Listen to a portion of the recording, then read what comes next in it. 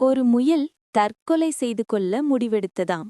ஆம், முயல் என்ன செய்யும் பாவம். ஒரு பக்கம் வேடன் விரட்டுகிறான், இன்னொரு பக்கம் நாய், மறுபக்கம் புலி என எந்த பக்கம் திரும்பினாலும் எதிரிகள் துரத்துகிறார்கள். சரி, இனி நாம் வாழ தகுதியற்ற விலங்கு என்று முடிவெடுத்தது முயல்.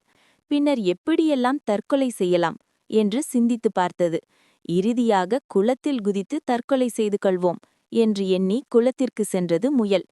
அப்போது முயலின் வருகைக்கு அஞ்சி அங்கு குளத்தின் கரையில் இருந்த தவளைகள் குளத்துக்குள் தாவின.